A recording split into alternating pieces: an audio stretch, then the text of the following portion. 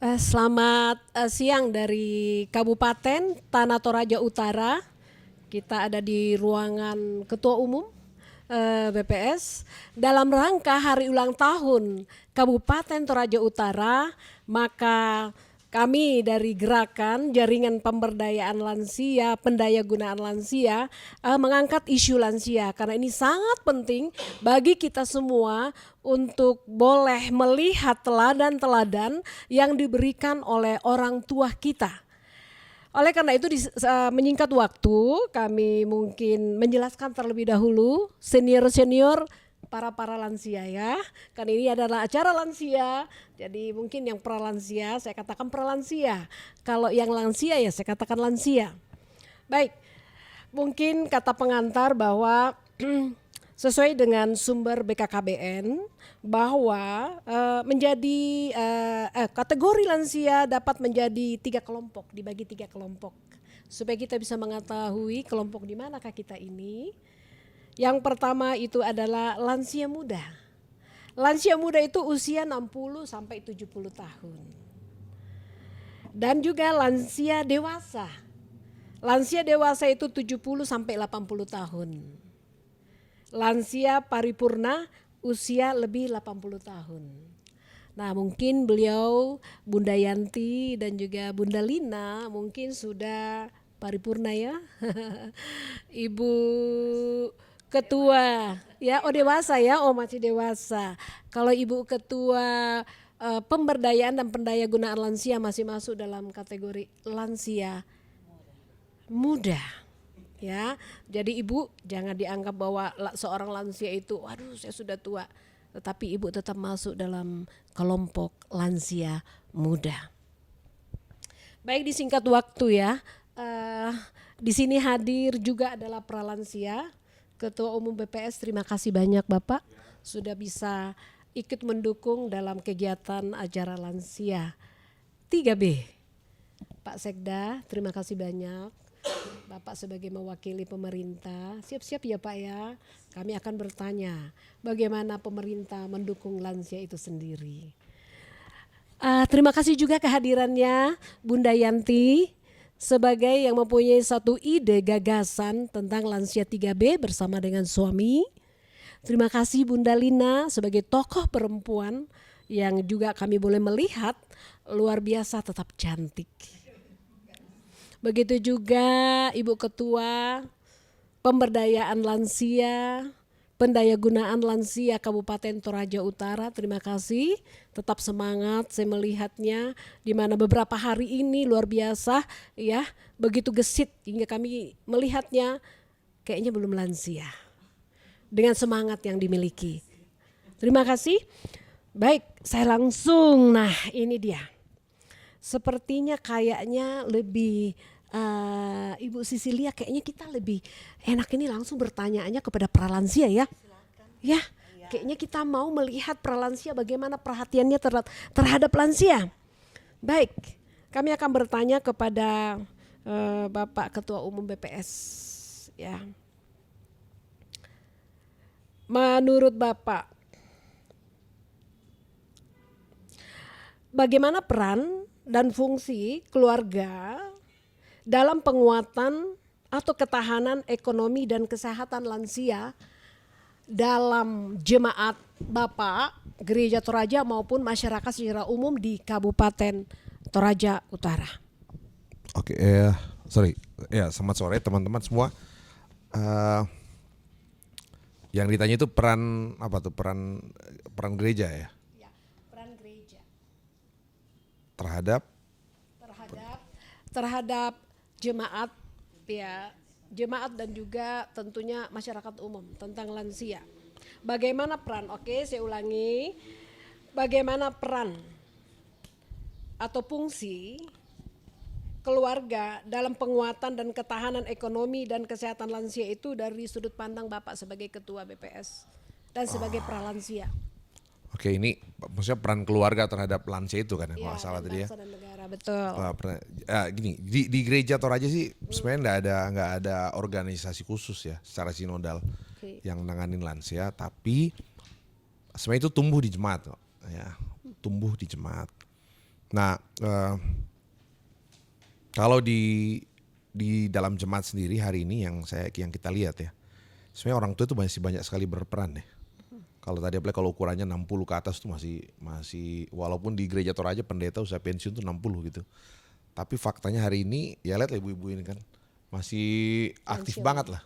Jadi saya pikir itu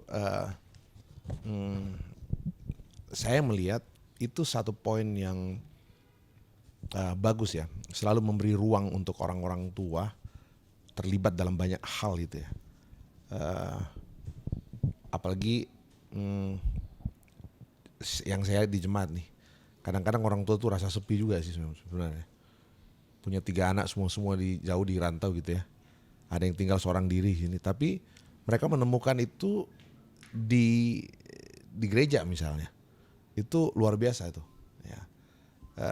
Saya melihat itu, dan yang menarik menurut saya karena di masyarakat Toraja ini kan keluarga itu bukan hanya small family, artinya ayah ibu anak ya, tapi kalau kita bicara keluarga kan keluarga jadi luas banget tuh, sepupu gitu.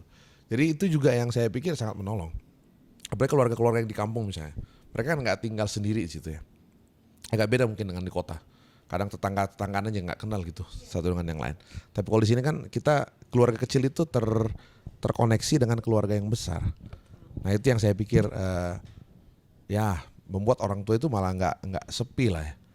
Nah coba cek aja tuh orang tua kalau dibawa ke Jakarta tuh misalnya, pasti mau cepat pulang. Nah itu nggak betah itu tinggal di kota meskipun kadang sama anaknya gitu ya. Karena ya itu dia juga ke sana mungkin anak-anak sibuk ditinggal di rumah aja gitu, dan dia mau keluar kemana-mana harus bergantung ke orang gitu ya. Kalau di sini dia nyaman, tetangga kiri kanan pergi ikut kebaktian paduan suara itu masih aktif terus gitu. Nah itu saya tanya orang apa, tante kenapa nggak lama-lama di Jakarta kan sama anak cucu? Iya senang aja Pak Pendeta, cuma aduh di sini waduh banyak kegiatan, nggak ikut paduan suara, nggak ikut macam-macam gitu. Jadi itu buat saya tuh apa? Saya bilang itu luar biasa ya.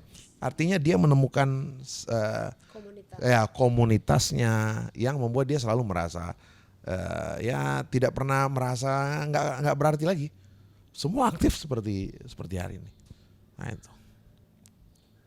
Gitu kira-kira Bu yang saya mau sampaikan. Baik, kalau menurut Pak Sekda dari sudut pandang pemerintah daerah. Terima kasih. Baik. Selamat sore. Sore. Saya melihat, mengamati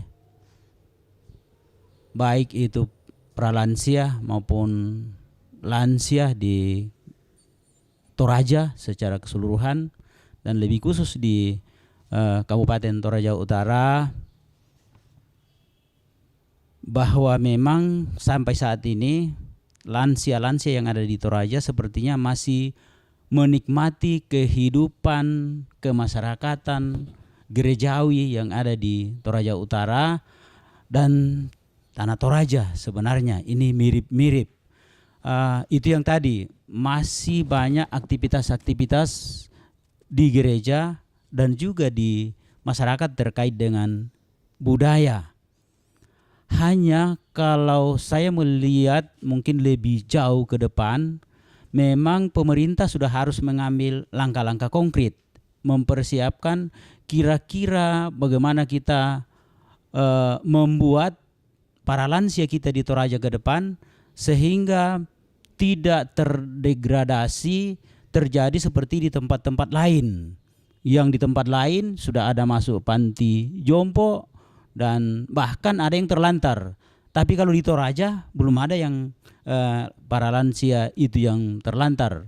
Karena tadi Pak Pendeta sudah menjelaskan bahwa kalau masyarakat Toraja sebenarnya bukan hanya anak kandung, tetapi seluruh keluarga ikut bersama-sama ya bertanggung jawab, dan itu karena memang prinsip kekeluargaan di Toraja masih sangat tinggi, yang tentunya juga ada dukungan sifat religius Toraja yang memang ya saya kira sangat kuat. Oleh karena itu ya saya sendiri di rumah masih punya orang tua, dan ini juga saya pesankan kepada seluruh mungkin mulai dari anak-anak. apalagi para lansia. Karena kita para lansia tentunya ya ikut mengurusi orang-orang tua kita yang sudah lansia. Selama masih ada orang tua kita, selama masih ada nenek kita yang lansia, selama kita masih hidup, ya mari kita memberikan seluruh pengabdian kita kepada para lansia. Sehingga ya pada saatnya, karena yang namanya manusia pasti ada saatnya meninggalkan kita. Jadi saya sendiri secara pribadi, ya ibu masih ada kalau bapak sudah pergi, dan saya rasa-rasanya ya ada yang berbeda kalau ada kurun waktu tertentu saya tidak ikut mengurusi mama saya yang notabene sudah lansia. Sehingga dari aspek pemerintahan ya sudah waktunya memang yang saya katakan tadi, bahwa karena ke depan di Toraja sebenarnya ke depan lansia akan semakin banyak dibandingkan sekarang. Karena saya melihat data statistik tingkat umur yang paling tinggi di Sulawesi Selatan kita Toraja 71 tahun. Sementara di daerah-daerah lain ada yang hanya sampai 65, dan Toraja Utara dan Tanah Toraja itu 75 tahun. Itu artinya pasti dari tahun ke tahun semakin banyak lansia di Toraja. Dan walaupun saya katakan tadi ya tanggung jawab orang Toraja kepada orang tuanya, kepada neneknya memang begitu kuat karena didasari dari kepercayaan kita, tetapi mesti kita antisipasi. Dan termasuk peran pemerintah kalau misalnya menyiapkan tempat-tempat untuk bisa misalnya rekreasi, ya mungkin seandainya anak-anak ada taman bermain. Dan saya kira di Rantepao kita sudah buat di taman kota, ya mudah-mudahan ya ke depan saya kira kita semua bisa mengambil bagian di situ sehingga kita semakin benahi, sehingga waktu-waktu tertentu ya lansia kita bisa datang di situ bercerita, bersenda gurau, yang tentunya harus ada fasilitas yang lengkap di situ. Ya saya kasih contoh, kalau misalnya mau minum susu ya ada penjual susu di situ. Dan lebih bagus kalau pemerintah menyiapkan apa yang dibutuhkan di situ. Ini kan memang tidak terlalu banyak biaya.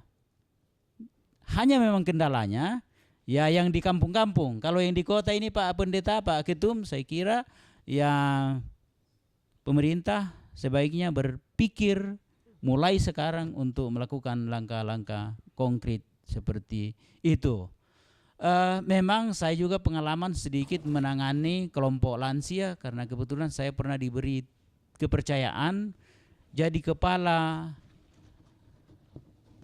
BKKBN di Tanah Toraja. Jadi karena salah satu tugas BKKBN sebenarnya adalah mengurusi kelompok lansia, dan saya waktu itu ya ke kelompok-kelompok lansia di Tanah Toraja kami bersenda gurau. Jadi di situ kita tidak terlalu formal, tapi banyak mengajak orang-orang tua kita sehingga ada bisa muncul hal-hal yang membuat mereka menjadi ceria dan menikmati apa yang dilakukan. Misalnya ya itu tadi, ada misalnya kita membuat satu kegiatan ya kita suruh juga memasak. Tapi sebenarnya bukan intinya memasak, tapi bagaimana mereka bisa menikmati memasak itu, mengingat mungkin waktu masih muda memasak adalah bagian dari kehidupan mereka yang memang dinikmati. Ya itu yang kami lakukan. Nah saya kira Pak Ketum, kita di Toraja ini 2 kabupaten, ya memang kami pemerintah daerah tidak mungkin hanya bisa mampu secara sendiri melakukan itu, tapi ya kami pahami sekali bahwa dari pihak gereja, dari BPS, ya dari KVKPAN kalau Katolik, ya mungkin dari Islam juga kalau kita bareng-bareng kerjasama tokoh adat, ya saya kira ini pasti kita bisa lakukan ke depan. Mungkin itu yang sementara bisa saya sampaikan. Terima kasih.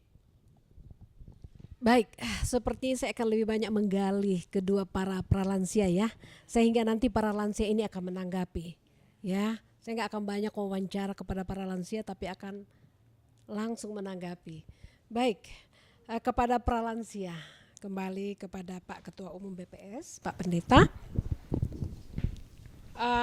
Tadi saya tanyakan tentang fungsi dan peran untuk ketahanan ekonomi dan kesehatan bagi para lansia. Saat ini saya ingin bertanya kepada Bapak, termasuk kepada pemerintah, karena memang sebagaimana tadi Pak Sekda katakan bahwa memang perlu dilindungi dan memang undang-undang mengatur. Ya Pak ya, undang-undang mengatur tentang perlindungan lansia. Jadi bukan saja anak, tetapi juga lansia. Nah, kita bicara dalam hal perlindungan, Pak. Saya keliling di Toraja tentang perlindungan bagi perempuan, bagi lansia, maaf. Saya melihat tentang ramah lansia. Ramah lansia belum disadari di dalam satu tengah-tengah keluarga maupun juga masyarakat dan pemerintah, khususnya di Toraja Utara. Saya melihat dari sisi destinasi pariwisata, hotel belum ramah lansia. Dalam keluarga juga penting, Pak. Dalam keluarga itu sangat penting untuk bisa disosialisasikan bahwa rumah, tempat atau toilet, tempat di mana lansia berada, apakah itu kamar, penting sangat diperhatikan, namanya ramah lansia. Ruangan ramah lansia, toiletnya juga harus ramah lansia. Kenapa banyak sekali orang tua yang akhirnya jatuh di kamar mandi? Kenapa? Karena toilet itu tidak ramah lansia. Jadi para anak, para lansia harus memperhatikan sedemikian rupa. Nah, di hotel saya juga perhatikan, belum ramah lansia. Kamar mandi yang ramah lansia itu bagaimana? Itu ada. Nah, destinasi para wisata kalau saya ngelihat di Toraja itu banyak sekali yang datang justru lansia. Nah, jadi infrastruktur, kelengkapan tentang ramah lansia itu sangat diperhatikan. Nah, oleh karena itu yang saya tanya kepada Bapak, di dalam dari jemaat-jemaat atau di dalam jemaat, apakah sudah sering disosialisasikan kepada anak-anak tentang ramah lansia di dalam keluarga? Mungkin istilahnya nggak pakai ramah lansia, kalau saya sendiri baru dengar, jujur aja itu. Nah itu artinya saya pikir ini juga perlu ya disosialisasikan. Yang kami kembangkan di gereja Toraja itu gereja ramah anak gitu. Jadi ramah lansia aku baru dengar nih. Nah, jadi saya nggak tahu undang-undangnya kapan ya, jujur aja itu. Artinya saya pikir juga masukan ya pemerintah siapapun yang berkompetensi untuk menjelaskan gitu loh. Tapi maksud saya gini, tanpa undang-undang itu pun kalau saya lihat ya, sebenarnya kesadaran itu saya bersyukur ya, masyarakat Toraja itu punya kesadaran tinggi untuk. Saya dulu di Bekasi, di gereja di Depsos yang menangani satu panti jompo di Bekasi Timur ya. Saya melihat begitu banyak orang tua yang nggak ada lagi yang mengurusin gitu loh. Saya makamkan berapa kali itu yang memang yang nggak ada keluarganya. Saya merasa di Toraja saya nggak tahu ya, tapi menurut saya nggak ada lah. Tetangga datang semua dan segala macam. Saya merasa hubungan kekerabatan itu yang membuat orang tua kita itu masih terpelihara sampai hari ini. Anak-anak tidak perlu khawatir meskipun mereka jauh gitu. Sebab samping di kiri kanan tuh masih ada ya. Nah tapi benar sih tadi, mungkin ini jadi penekanan ke depan ya. Soal ramah lansia dan segala macam. Mungkin yang tadi disorot itu lebih ke struktur apa ya, bangunan arsitektur ya. Mungkin kalau supaya lebih tajam, ramah lansia itu contoh, Pak Pendeta di kamar mandi contoh, tempat lansia lantainya diperhatiin jangan licin. Ya. Kedua ada pegangan pada saat dia berdiri di kloset dan sebagainya seperti itu. Terus kedua di destinasi saya melihat beberapa bahwa jalannya, ya dan sebagainya. Tempat itu pegangan yang ramah. dan segala macam. Kamar mandi umum di lansia di wisata, daerah wisata itu terus terang aja belum ada kamar mandi khusus lansia. Nah seperti itu contohnya Pak. Ya, di kantor juga nggak ada Nggak ramah lansia kan? Enggak, tapi memang bukan khusus lansia, tapi memang ramah banget buat lansia. Nah, gitu. Jadi menurut saya gini, saya merasa soal itu memang perlu sosialisasi lebih. Tadi aku bilang aku baru dengar loh. Saya nggak tahu teman-teman udah lama dengar apa. Nah gitu ya. Jadi saya pikir yang perlu edukasi, sosialisasi terus. Dan kalau di gereja sih memang yang saya dengar banyak kali percakapan tuh memang ya karena mungkin yang banyak majelis gereja orang lansia sendiri ya. Jadi memang selalu mikirnya untuk dirinya gitu loh. tangganya jangan ketinggian ininya itu dan segala macam. Mungkin karena mereka juga kan rata-rata tokoh-tokoh gereja kan. Nah itu kalau bicara soal itu ya. Nah soal tadi soal ekonomi, kalau saya merasa cukup banyak orang tua kita 60 tuh masih aktif sekali ya. Jadi untuk bisa berkarya melakukan hal-hal yang baik tuh menurut saya masih mungkin. Saya kalau kalau di Alkitab tuh realistis banget kok. Dia jelaskan masa tua itu kadang-kadang menyedihkan, tapi dia juga cerita tentang berkat di masa tua itu luar biasa gitu ya. Ya rambut putih yang identik dengan bijaksana dan segala macam. Abraham itu Jadi jangan dicat rambutnya ya Pak. ya. Abraham itu kan berkat paling indahnya justru 100 tahun toh. Hal yang dia nggak temui seumur hidupnya tuh justru di umur 100 tahun. Saya kalau sempat cerita kapan deh kalau lihat Kentucky Fried Chicken, saya bilang karena saya nggak suka makan ayam potong gitu. Tapi kalau lihat Kentucky Fried Chicken saya udah bilang berkali-kali, saya itu ingat orang lansia. Karena saya tahu itu dibuat oleh Kolonel Jack Sanders ya. Dan usahanya itu kan berhasil itu nanti ketika dia baru 65 tahun gitu loh. Jadi bayangkan lah, ketika dia masih muda dia nggak berhasil, justru di masa tuanya dia punya belasan ribu outlet lah di puluhan negara. Menurut saya itu hal yang menurut saya luar biasa gitu. Nah, gitu Bu kira-kira. Baik Pak, ramah lansia ya memang ini sangat penting. Sebenarnya kami kemarin sudah karena itu sedang disosialisasikan di Jakarta. Jadi sebenarnya kita mengundang dari kementerian pemberdayaan perempuan yang memang khusus dalam hal ini. Itu Bu, boleh tanya, itu undang-undang kapan deh? Tahun berapa? Ada undang-undangnya. Nanti saya akan WA ke Bapak ya, undang-undang lansia itu dibuka semua di dalamnya. Baru setahun 2 tahun gitu.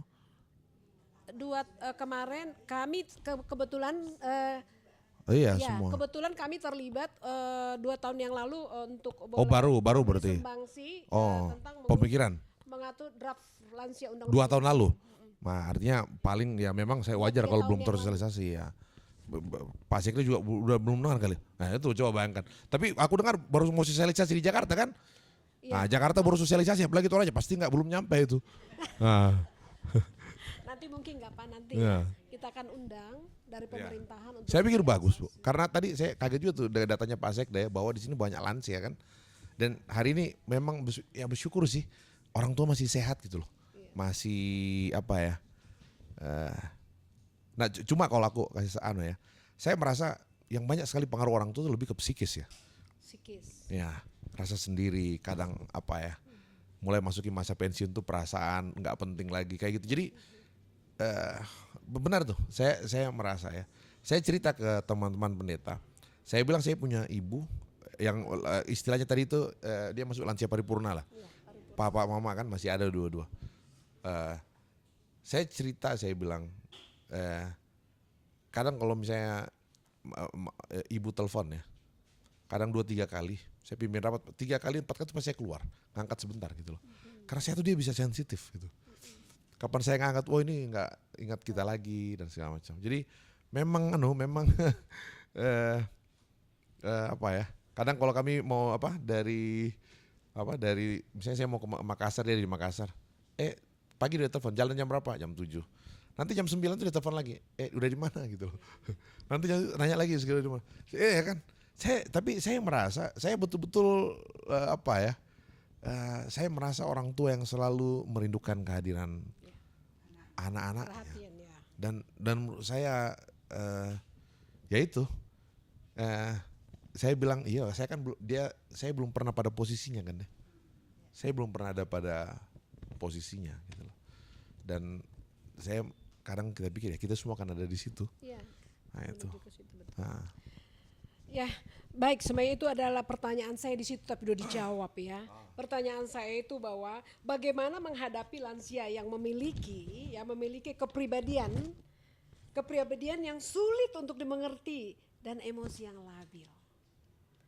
Tadi Pak Pendeta udah sebagai pendamping lansia juga luar biasa ya. Sudah boleh katakan menyampaikan bahwa bagaimanapun di telepon sesibuk apapun cepat diangkat, berarti Pak Pendeta sudah bisa memahami itu bagaimana tentang lansia itu ya Pak, dan itu sangat berkat tersendiri loh Pak, berkat tersendiri pada saat kita benar-benar memperhatikan orang tua. Saya contoh ya, saya kasih lihat teman-teman kadang kalau teman-teman pendeta emeritus datang ya, Tante Arsi di sini di ruangan, saya selalu cerita sama teman. Misalnya turun ke bawah, saya pasti turun antar sampai ke mobilnya. Buat saya tuh bentuk penghargaan kita. Ya, mereka nggak pernah merasa oh nggak berarti lagi. Saya anterin. Itu buat saya hal sederhana, tapi saya tahu itu hal yang luar biasa. Tetap ditelepon ketika ada kegiatan, Om, Tante ada ini ya. Karena saya tahu perasaan tidak dihargai, perasaan dilupakan itu kuat sekali. Jadi saya selalu betul-betul berusaha. Yang lain boleh lah, nggak usah diurusin. Tapi ini loh, yang para orang tua ini mantan yang dulu aktif sekarang itu, saya selalu bilang kayak gitu ke Om. Misalnya Om ya, ada orang tua pendeta sini, saya selalu bilang, Om, kalau Om butuh kendaraan, kasih tahu saya ya, sopir ada, telepon. Pokoknya nggak usah sungkan gitu loh. Itu buat saya tahu dia juga nggak butuh amat gitu loh. Tapi buat saya kasih satu penghargaan bahwa saya sangat menghargai gitu loh. Om kalau ada kebutuhan Om telepon saya. Ya, sopir ada, mobil ada kok, nggak usah sungkan gitu loh. Buat saya itu bentuk perhatian yang bisa diberikan ke orang tua, bahwa mereka itu kita kasih perhatian gitu. Luar biasa nih ya Pak ya, luar biasa ya. Artinya bagi para lansia berdoa biar anak-anak juga seperti Bapak Pendeta ya, yang sangat memperhatikan. Jadi sudah berhasil dong Bapak ya, Oh, iya. pendamping, sebagai pralansia pendamping lansia itu sendiri. Ya baik, kalau dari Pak Sekda ini bagaimana? Dari sudut pandang sebagai pemerintah dan juga dari sudut pandang pralansia yang masih memiliki lansia. Silakan Pak Sekda.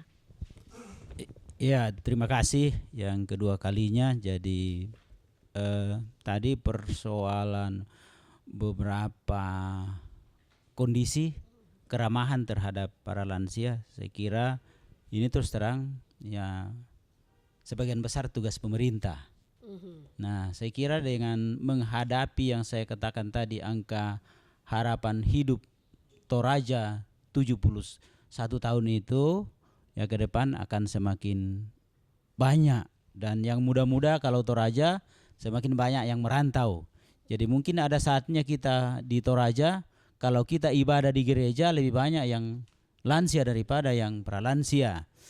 Nah, oleh karena itu memang sudah saatnya kita pikirkan, walaupun ya kebetulan ibu belum melihat, tapi saya kira di sebagian keluarga ya sudah banyak ya memikirkan tentang itu. Bagaimana misalnya kita merancang sebuah toilet pada saat orang tua kita, nenek kita sudah memasuki masa lansia, biasanya kita ya sudah ada di Toraja, saya lihat begitu. Ya termasuk saya sendiri mengalami, kita rubah toiletnya yang dulunya mungkin hanya yang umum, tetapi setelah orang tua memasuki lansia ya memang kita lakukan penyesuaian. Tapi itu baru di tingkat rumah tangga. Nah, sementara yang karena kita daerah tujuan wisata, saya kira di hotel-hotel memang sudah perlu disosialisasikan.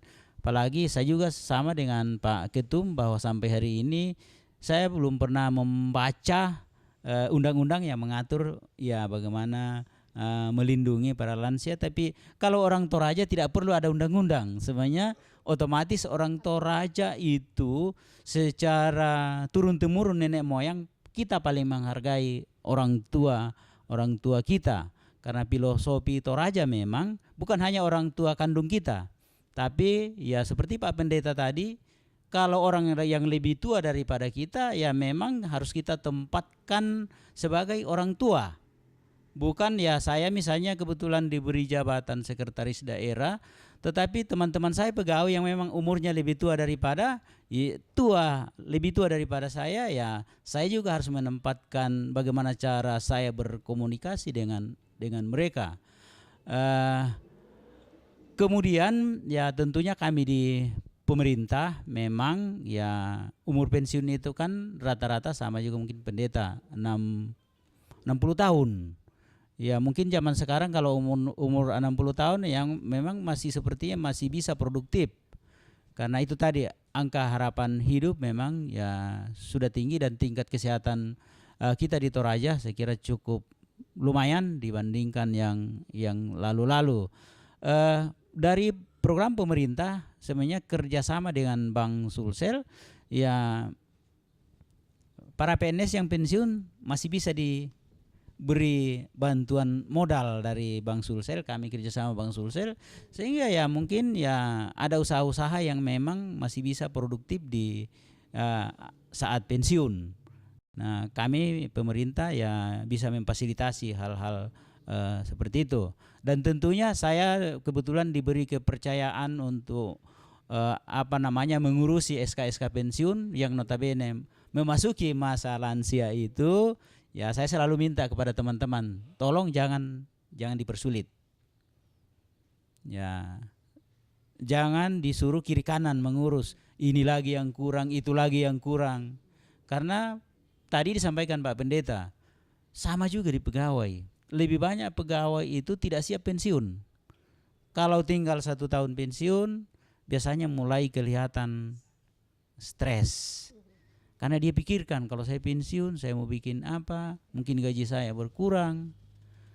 Ya, ini bagian dari tugas kami, memberikan sosialisasi sehingga mereka memang ya harus siap. Walaupun memang Toraja karena budaya kita yang setiap hari membutuhkan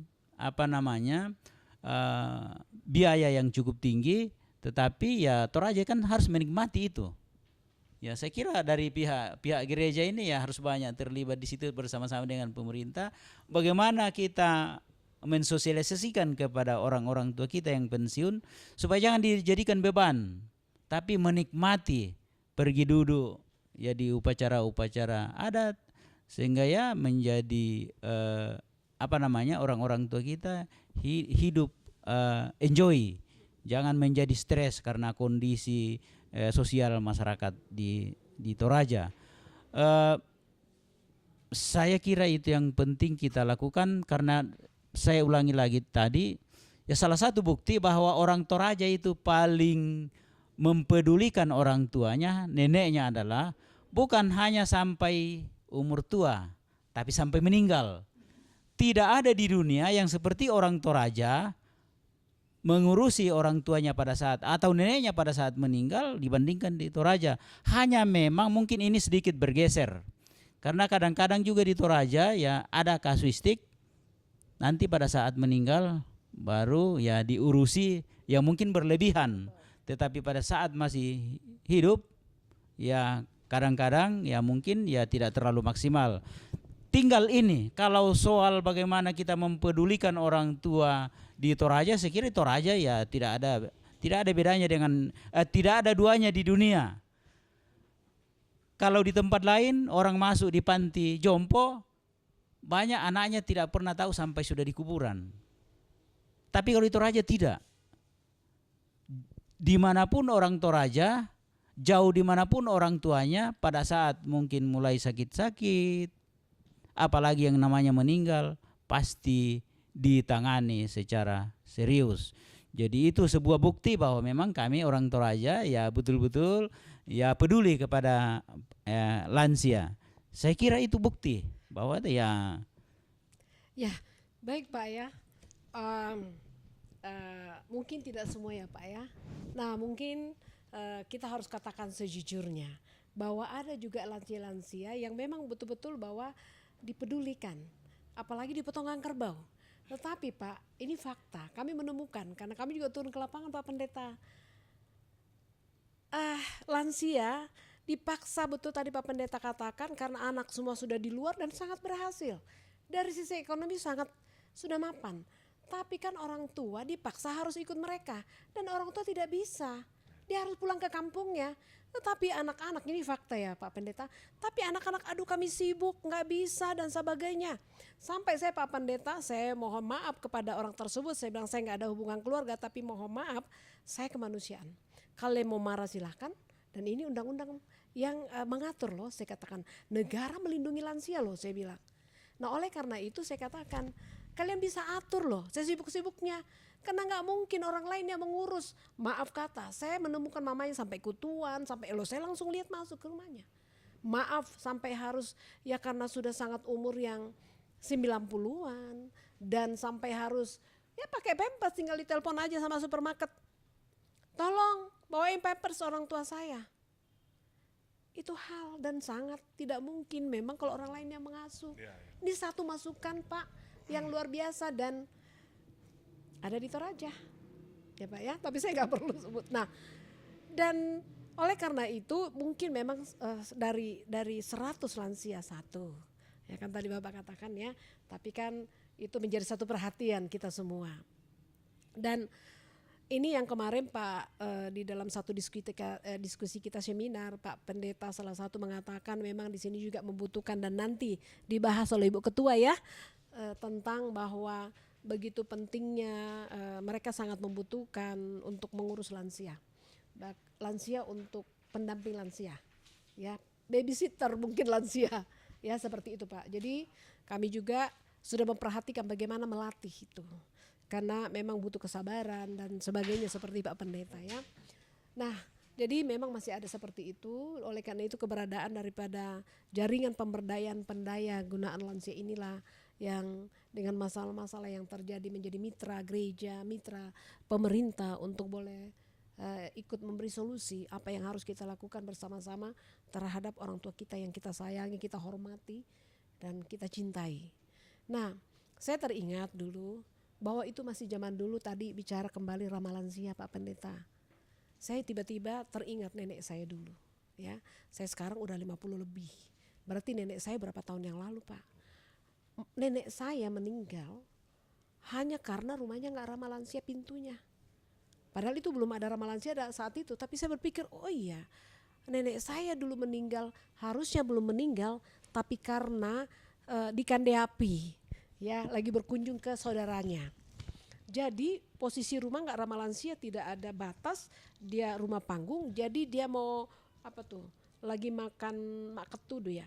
Apa pangan bukan makan siri kan orang makan siri kadang membuang ludah kan jadi dia buang seperti itu hanya dia jatuh ke bawah. Berarti ini menjadi satu perhatian bahwa rumah penting ramah lansia Pak, pintu perlu ramah lansia.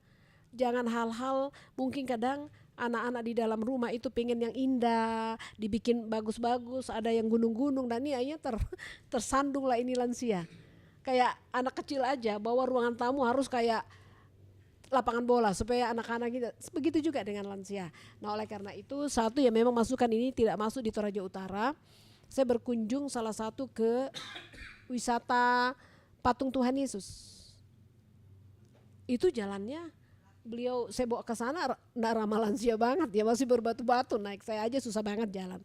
Ini menjadi satu salah perhatian dari semua pihak pemerintah supaya benar-benar Toraja Utara tanah Toraja ini menjadi satu tempatnya lansia mancanegara, lansia dari provinsi lain dan juga lansia. Jadi kita memang berbicara lansia ini bukan saja lansia di Toraja, tapi seluruh Indonesia.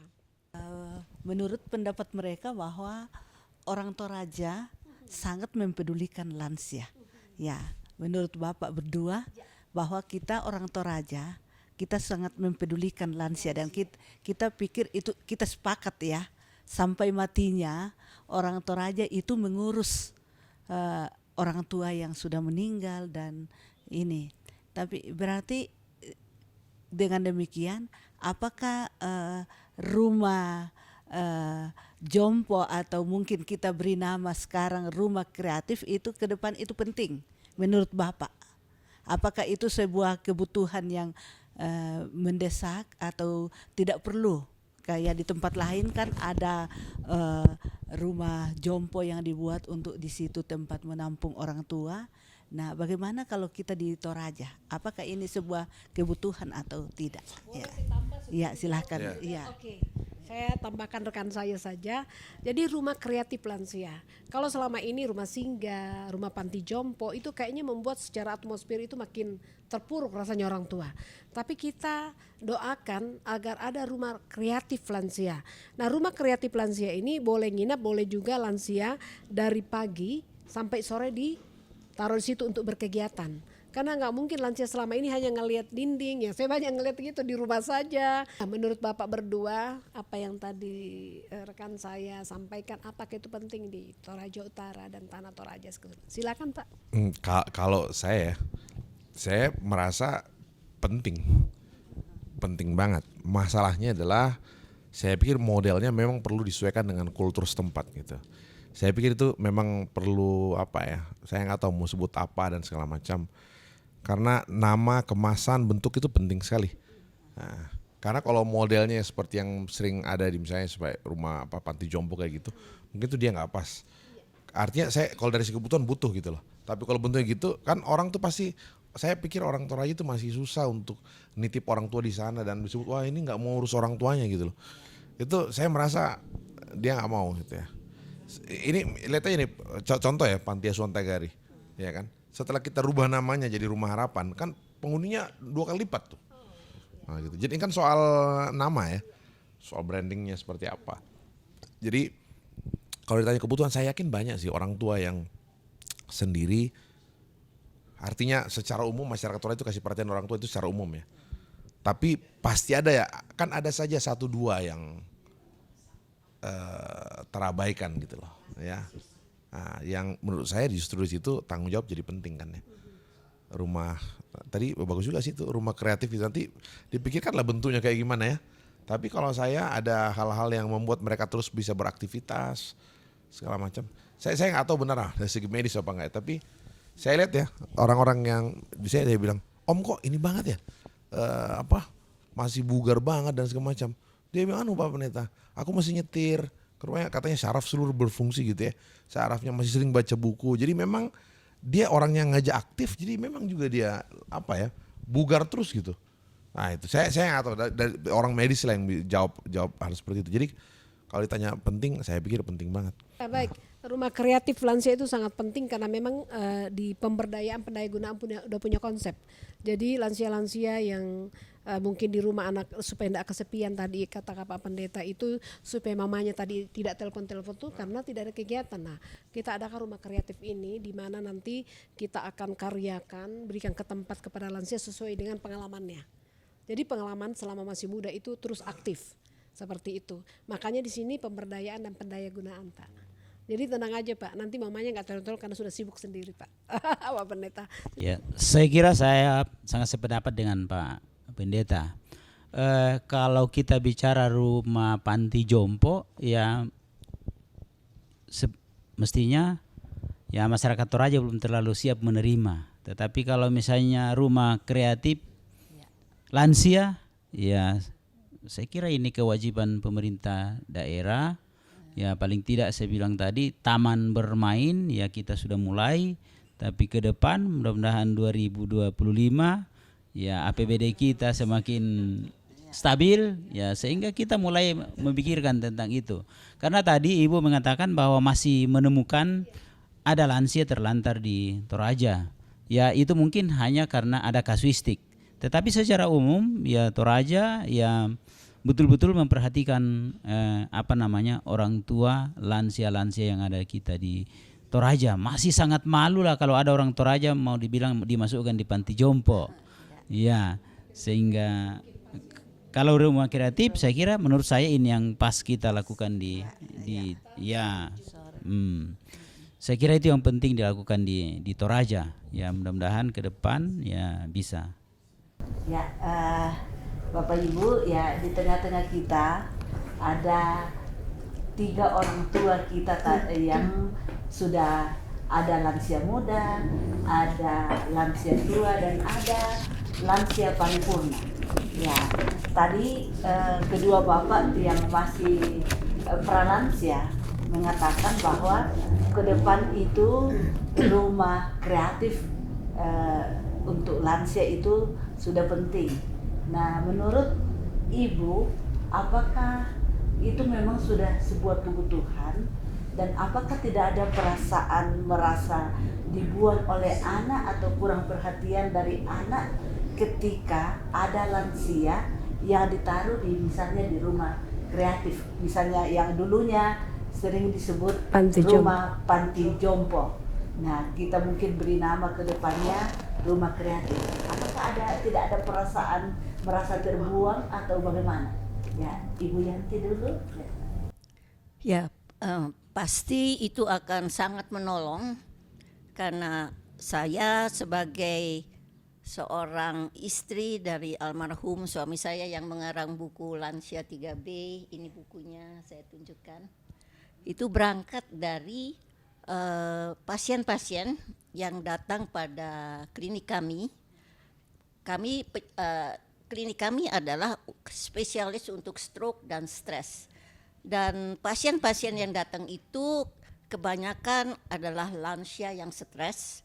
Karena mereka merasa bahwa kok sekarang di zaman era yang makin maju, anak-anak kurang bisa memperhatikan kami karena mereka juga sibuk dengan kesibukan mereka mencari nafkah. Dalam kondisi kompetisi hidup yang makin ketat, mereka tidak ada waktu untuk memperhatikan orang tuanya. Dan mereka merasa itu hal yang sangat menyedihkan, mereka jadi stres. Nah, karena itu timbullah satu pemikiran dalam pikiran almarhum suami, satu pemikiran bagaimana menolong teman-teman lansia yang jadi stres ini.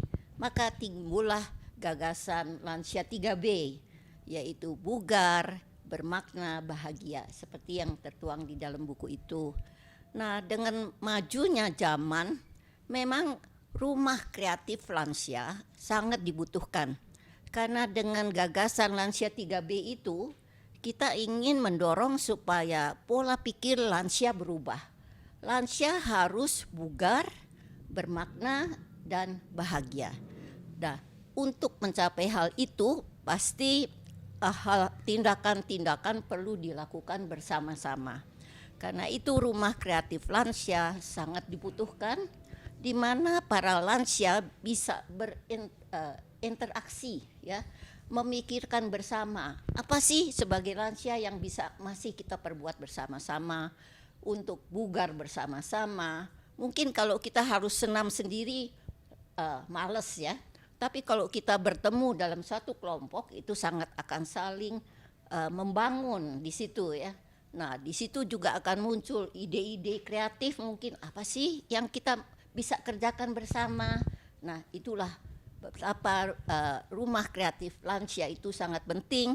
Apalagi tadi sudah dibahas bahwa sebaiknya kita tidak menitipkan para lansia di panti jompo, ya.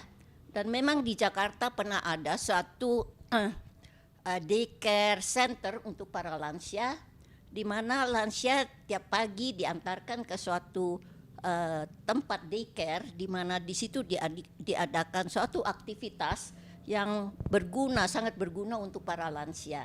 Nah, itu kira-kira bayangannya betapa pentingnya suatu rumah kreatif lansia. Kalau umpamanya di Amerika ada suatu community center untuk senior, di mana di situ diadakan macam-macam suatu rumah di mana para lansia bisa belajar melukis, bisa belajar bercocok tanam dan macam-macam sekali. Kalau itu untuk tempat-tempat yang sudah maju, lalu ada suatu schedule untuk workout, untuk olah senam bersama gitu. Ya, kira-kira itulah dari saya. Mungkin Ibu. Luar biasa Ya. pemandangannya Ibu tentang rumah kreatif itu ya. Ya. Nah, lanjut kepada orang tua kita yang satu, gimana pandangan Ibu? Terima kasih. Kita tadi sudah mendengarkan ide-ide yang muncul untuk membentuk rumah kreatif. Nah, saya pikir kalau untuk pelaksanaannya ke depan barangkali memerlukan pemikiran bersama. Jadi kita duduk bersama, karena terus terang kalau di Toraja di sini mereka takutnya nanti kalau kurang beda-beda tipis dengan rumah jompo, karena mereka takut itu kalau ada sampai dititip begitu. Jadi maksudnya di sini bagaimana kita mensosialisasikan dengan baik supaya masyarakat semua sepakat, oh ini kebutuhan. Karena kalau kita tergesa-gesa nanti, oh mungkin kalau orang kota sih itu bisa menerima, bisa mengerti, tapi Kalau yang dari jauh, apalagi kalau sudah tidak ada anaknya yang mendampingi, memberikan pengertian, terus mereka misalnya menyampaikan ke anaknya, katanya ada ini, pasti anaknya akan bilang jangan, karena mereka berpikir itu bahwa aduh kasihan itu kalau mereka mau ini. Jadi harusnya sebelum kita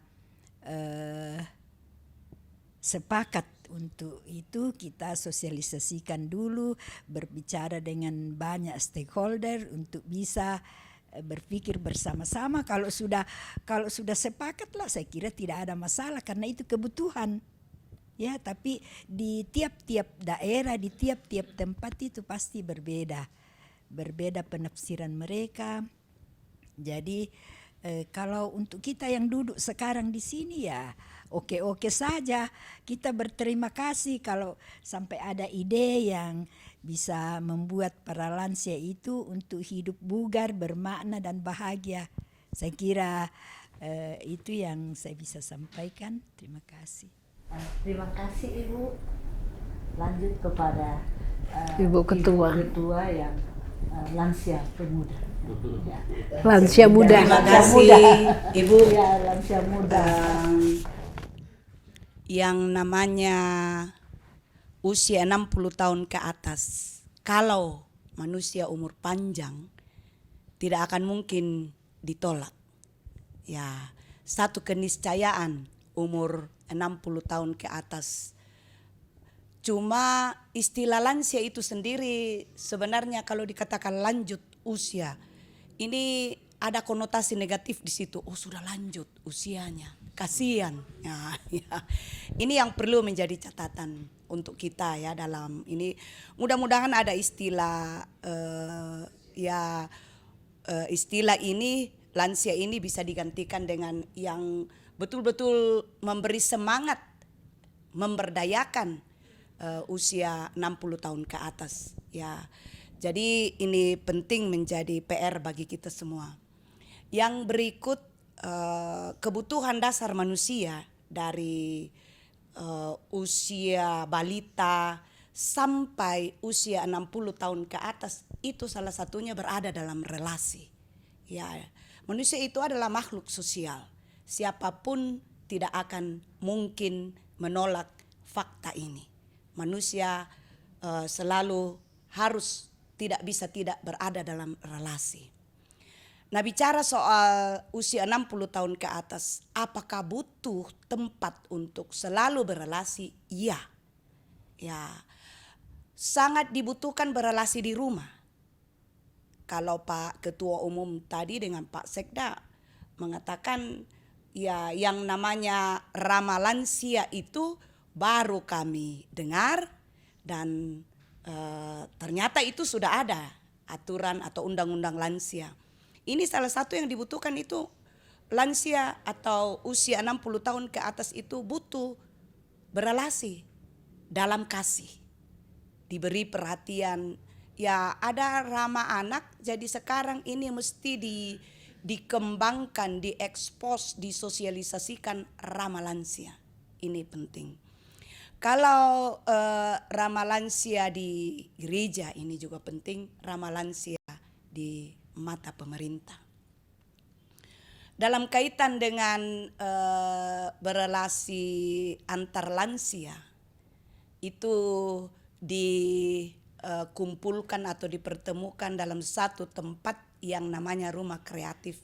Sangat penting, sangat penting. Tadi Ibu Yanti sebagai ketua pengarah dari pengurus pusat pemberdayaan dan pendayagunaan lansia mengatakan kehadiran rumah kreatif itu penting karena di sanalah lansia berrelasi satu dengan yang lain, curhat-curhat, bernostalgia.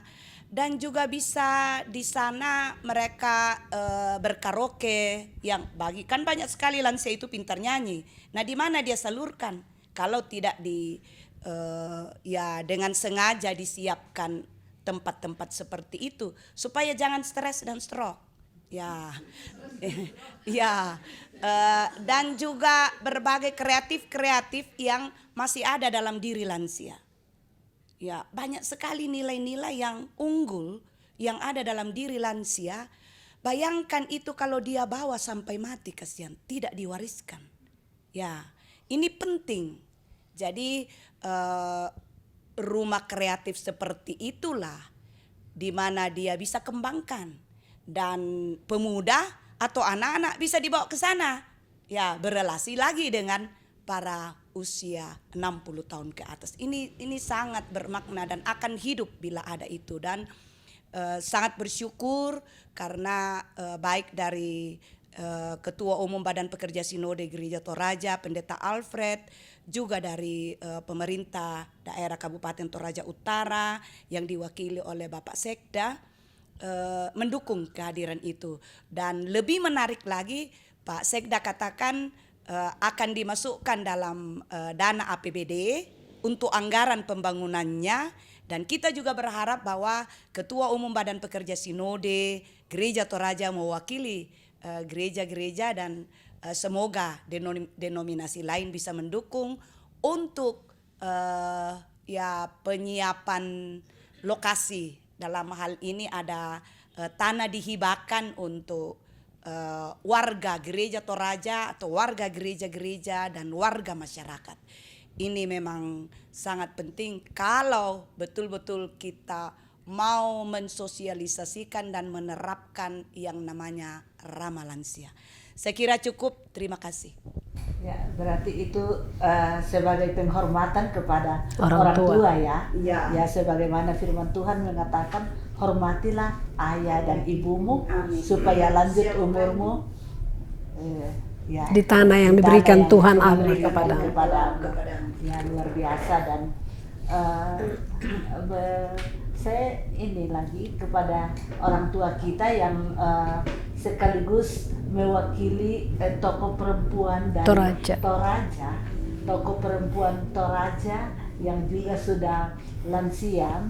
Kira-kira bagaimana pemandangan ibu tentang banyak anak-anak yang sudah sukses di luar, yang sudah melarang orang tuanya berkreasi, misalnya ada Berkarya.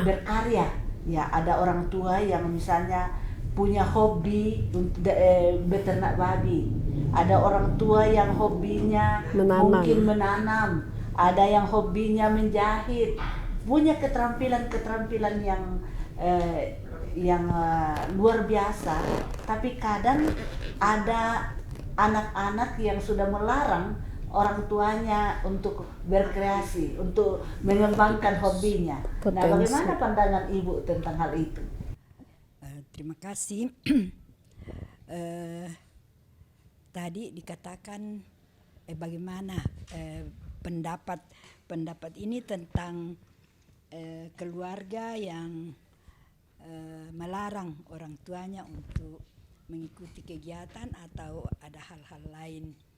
Saya kira memang di dalam menghadapi lansia ini ada masalah, ada tantangan, ya. Jadi solusinya ada. Makanya di situ kalau misalnya masalah dari aspek keluarga, itu terutama keluarga yang tidak punya pengetahuan dan pemahaman tentang kondisi lansia, ya. Kemudian itu juga karena kesibukan keluarga, sehingga tidak memberikan waktu atau pengertian kepada keluarga, kepada lansia. Nah, ini juga yang menjadi kendala bagi kita, karena sebenarnya mereka itu menjalankan semacam mitos lah, kalau orang tua disuruh kerja berarti loh kok anaknya sudah berhasil apa semua. Mereka tidak pahami bahwa sebenarnya itu dari hati mereka yang ini seharusnya dibimbing, dibina, didampingi supaya dalam diri mereka itu timbul semangat, ya, ada semangat karena jangan sampai dibilang mama jangan kerja ini. Nah pengalaman untuk saya, kalau kebetulan saya menjahit, anak-anak bilang, loh kok mama sampai segini tuanya masih menjahit. Saya bilang ini tidak ada paksaan untuk saya, tapi karena memang dari ini sudah tertanam hobi saya itu, karena memang saya punya latar belakang pendidikan dari menjahit dan boga, sehingga ya paling tidak saya tidak pernah lepas dari dapur dan tidak pernah lepas menjahit. Jadi saya pikir tadi kalau dikatakan bahwa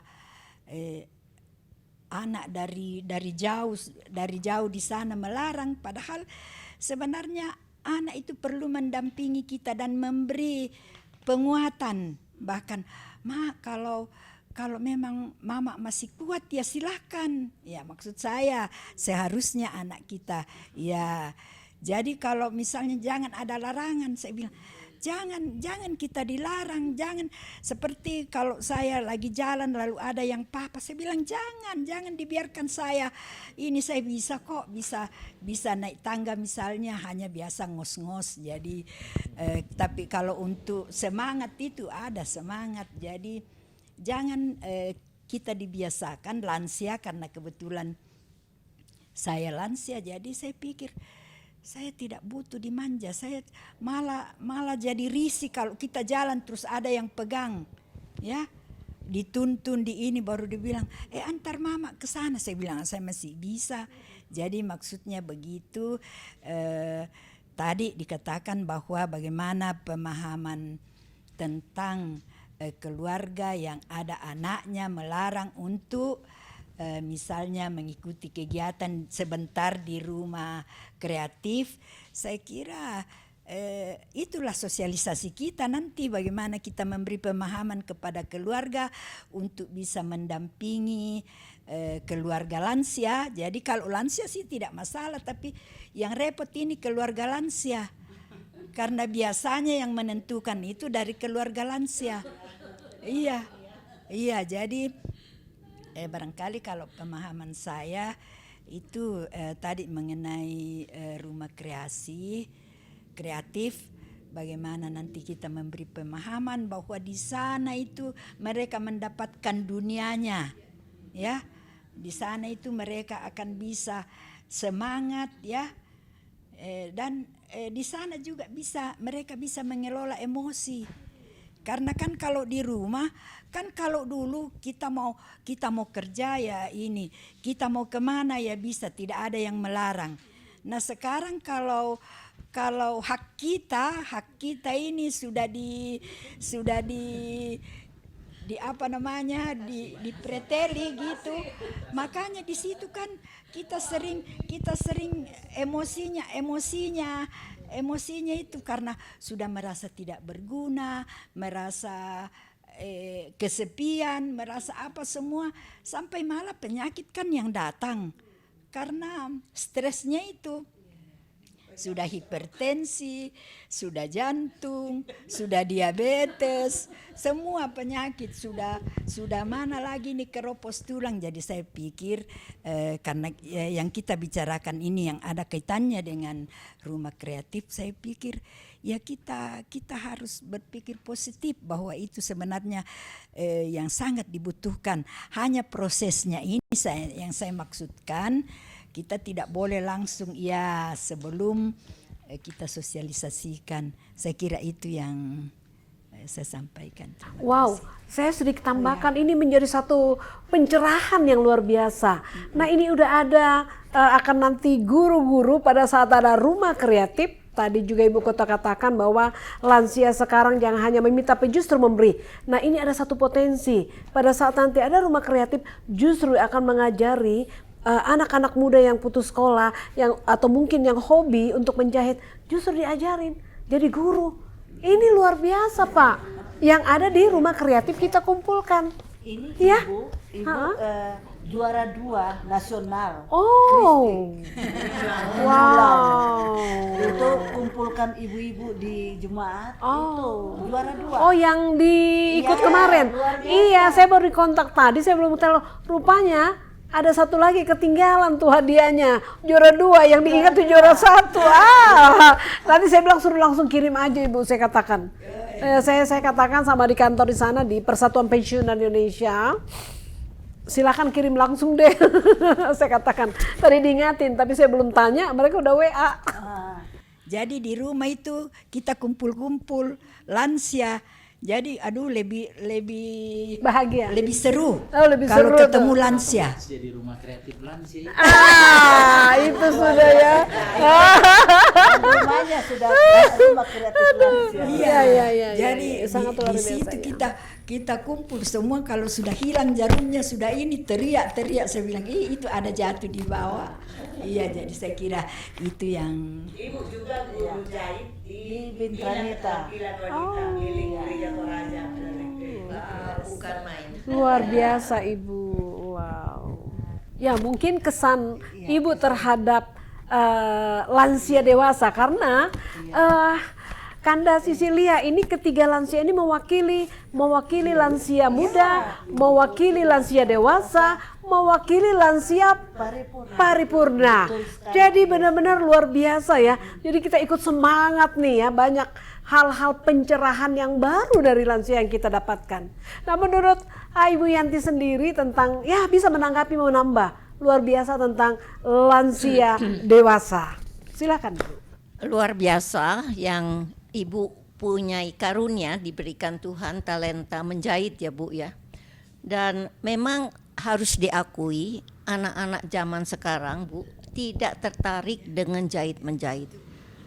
Sampai mereka bagaimana pasang kancing aja mungkin tidak bisa Bu ya.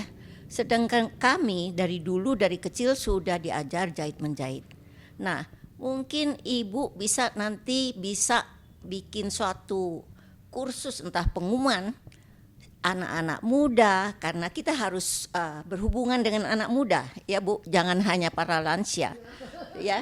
Jadi anak muda ini, anak-anak muda yang ingin belajar hal-hal menjahit sederhana silahkan datang.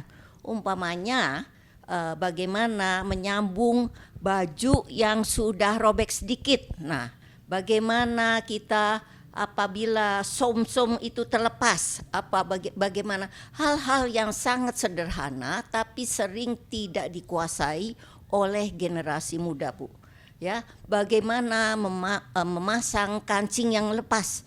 Ini sangat sederhana tapi ini sudah tidak dikuasai oleh generasi muda.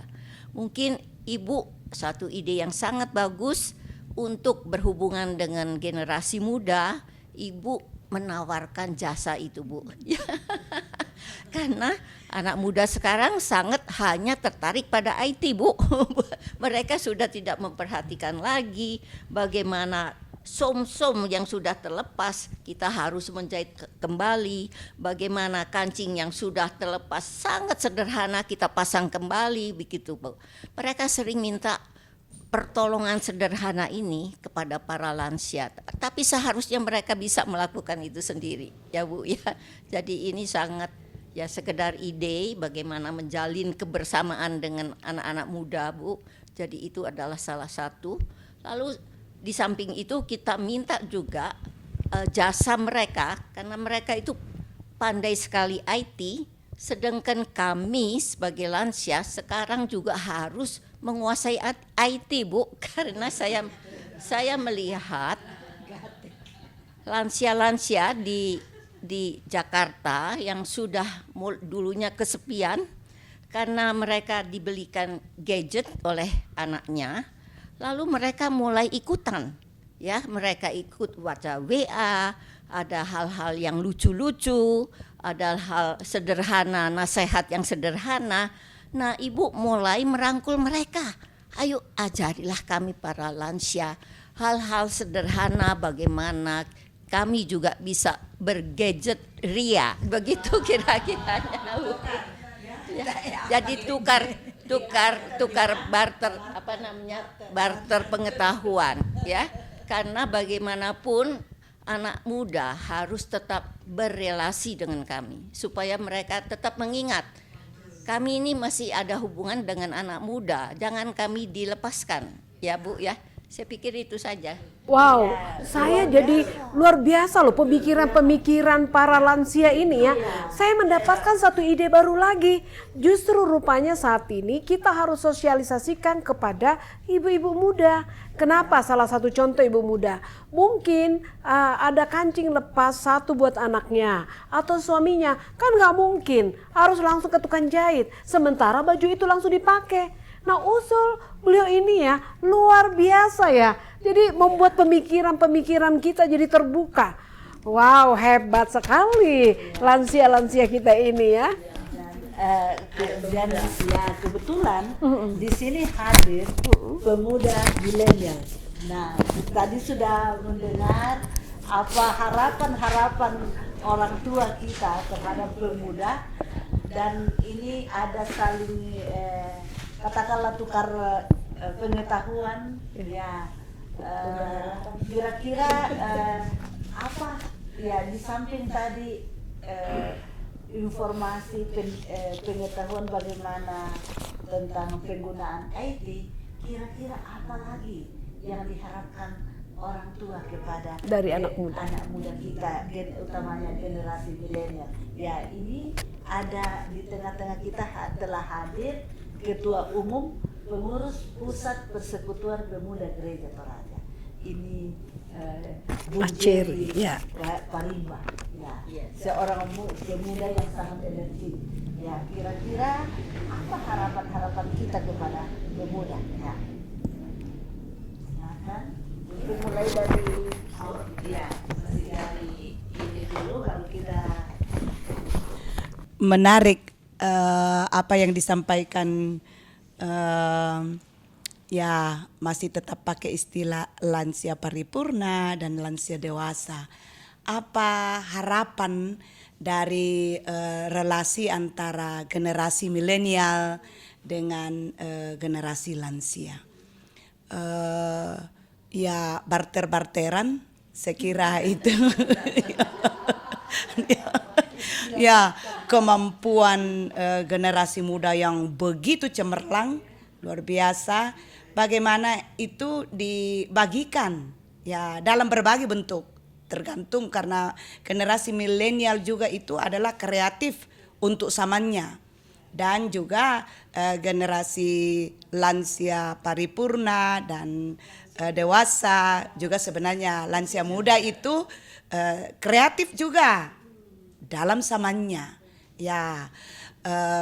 Dan dalam kaitan dengan relasi berbagi, ini kan ya pembentukan karakter dari generasi milenial ya, generasi Z dan generasi yang betul-betul masih belum mengalami kematangan ya, kematangan karakter dari orang tua itu penting dibagikan kepada generasi muda, anak. Jadi ada pembentukan karakter sejak dari masa anak, masa muda yang begitu luar biasa ya, membanggakan dalam diri orang tua. Ya, misalnya dalam hubungan dengan membangkitkan penanaman nilai budaya. Itu kan banyak sekali dalam diri orang tua. Ya, bagaimana itu jangan dibawa sampai tak berdaya, jangan dibawa sampai mati apalagi. Itu hilang nilainya. Padahal itu amat penting diwariskan kepada generasi penerus. Nah, ini adalah salah satu wujud harapan kita dalam relasi antara generasi milenial ya dengan generasi ya biasa orang istilahkan kolonial ya, tapi semoga generasi ya lansia paripurna dan lansia dewasa serta lansia muda itu tidak memiliki karakter kolonial ya, itu biasanya diistilahkan seperti itu. Jadi penanaman nilai ya dari orang tua kepada generasi penerus itu amat penting. Jadi jangan dimiliki sendiri, atau generasi muda menganggap generasi orang tua itu wah kami kan banyak tahu perkembangan yang ada sekarang Ya, kami sudah hidup di zaman modern. Orang tua tidak tahu apa-apa, padahal banyak nilai dalam diri orang tua yang bisa dimanfaatkan dalam dunia modern. Saya kira. Ya, zaman dulu. Ya, ada nasihat-nasihat yang diberikan yang sangat positif untuk pembangunan masa depan generasi muda. Itu anak muda tidak mau dengar. Ya, malah ada ungkapan biasanya dari anak muda, emangnya gue pikirin, ya EGP. Semoga tidak. Ya, saya kira itu cukup. Terima kasih. Terima kasih. Saya kira tadi sudah disampaikan mengenai pembentukan karakter mental. Sebenarnya ini gampang-gampang susah karena ini kan sebenarnya orang tua adalah teladan, ya, keteladanan dari orang tua. Jadi sebenarnya bagaimana hubungan orang muda dengan orang tua itu dinyatakan dengan saling membutuhkan, ya, saling membutuhkan. Jadi orang tua juga jangan pikirkan akan kamu baru kemarin, ya. Itu remaja pemuda itu juga katakan, kamu kan orang tua tempo dulu, ya toh. Jadi maksudnya istilah Toraja itu tempo dulu, ya. Jadi sebenarnya perlu kita ini yang sudah lansia menjadi memperlihatkan keteladanan bagaimana sebenarnya apa yang dibutuhkan dalam hidup ini, karena kan mereka ini masih perjuangan mereka masih panjang. Jadi itu yang mungkin sebentar kalau lihat kok masa kita malas-malas, padahal oma-oma ini kok masih kerja, opa-opa itu ini sampai kalau opa di rumah itu sudah umur 77 tapi barangkali sakit kalau tidak masuk rumah sakit, kalau tidak kerja di rumah sakit. Pernah saya bilang ndak bisa izin, dia bilang tidak ada izin kalau orang sakit, maksudnya tidak mungkin ini. Jadi sama sekali tidak itu sama dengan cucunya mandinya jam 6:30 karena sudah rapi, sudah ini jam 7 karena itu baru tidak pulang dari rumah sakit kalau masih ada pasien. Jadi saya pikir kalau anaknya jeli itu kan keteladanan disiplin, ya. Jadi saya kira ya, jadi sama. Jadi semoga nanti pemuda-pemuda ini kalau kita bisa bekerja sama, kami bisa memahami apa yang dimiliki anak muda dan anak muda juga mengerti dengan orang tua. Ya, harapan dari anak muda adalah supaya mereka jangan berpikir sempit, ya, karena sudah menguasai IT, ya. Jadi jangan, waduh saya sudah nggak perlu lagi dengan lansia karena sudah menguasai IT. Ya, saya rasa ini satu kesalahan yang besar kalau pola pikirnya demikian. Karena kami kan sudah mengalami asam garam yang sangat banyak, ya.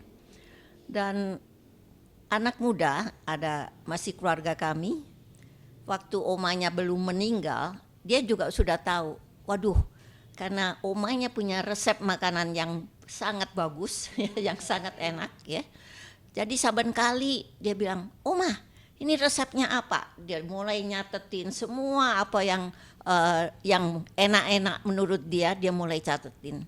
Betul saja, waktu omanya sudah tidak ada, nah sekarang sudah ada resepnya. Karena saya sendiri juga ada suatu resep yang kadang-kadang kenapa saya menyesal sekali kenapa saya tidak tanya resep makanan yang enak itu. Saya kan tidak bisa komunikasi lagi dengan orang-orang yang sudah meninggal, ya. Nah, ini mungkin kalau Bunda Elim ini yang sangat, ya, Bunda, dia ingin sekali, makanya apa Bunda yang transformasi of knowledge gitu, ya, apa yang kita tahu karena setelah kita tidak ada, ini tidak bisa lagi disampaikan, ya. Mumpung kami masih ada, galilah semua hal yang baik dari kami. Itu yang harus kalian lakukan, ya. mumpung kami masih ada. Ya, itulah. Ya. Luar biasa ya pendapat ketiga orang tua kita Iya, ini.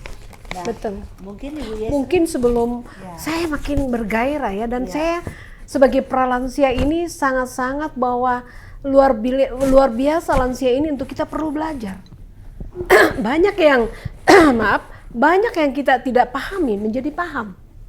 Ya, artinya bahwa lansia ini bukanlah tempo dulu. Lansia ini bukanlah gaptek. Lansia ini bukan yang dulu. Sedikit saya ada satu pengalaman juga, cucu yang baru lulus SMA yang akan mau kuliah. Saya terkaget-kaget, mereka mengatakan dengan temennya, ya sudah zaman nenek dulu, orang tua itu kan zaman dulu. Ini anak remaja yang baru selesai SMA. Ya, sampai mereka pun berpikir mengakui bahwa keberadaan seorang tua atau seorang lansia itu nggak perlu dibutuhkan. Bayangkan generasi ke depan kalau pola berpikir seperti ini, apa jadinya?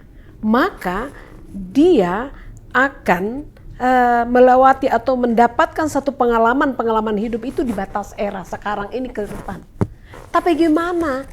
Yang lalu-lalu yang itu adalah hal yang penting kita pelajari dan itu menjadi contoh, nilai-nilai itu perlu terus tadi Bu Ketua katakan untuk dibawa anak generasi muda.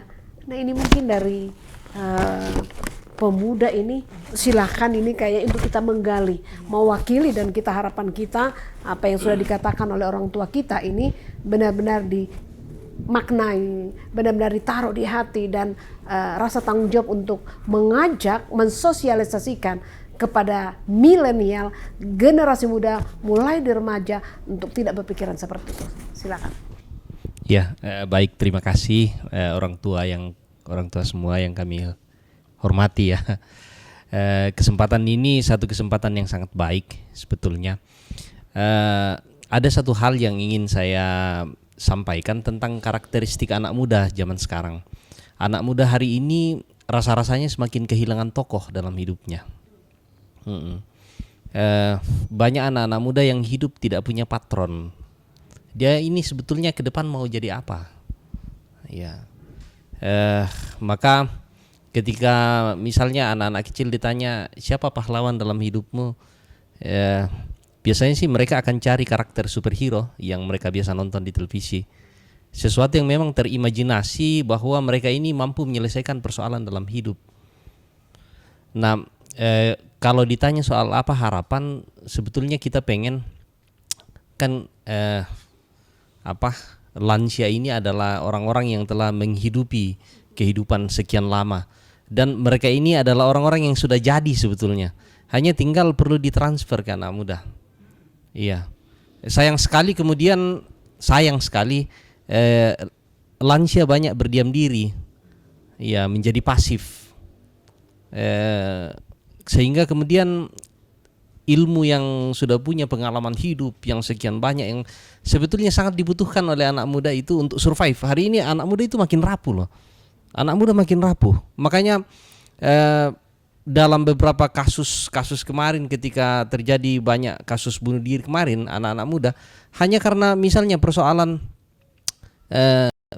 cinta, asmara ditinggalin sama pacarnya, kemudian dia karena saking rapuhnya mereka ini tidak punya semangat hidup, mereka tidak punya patron, dia mau kemana?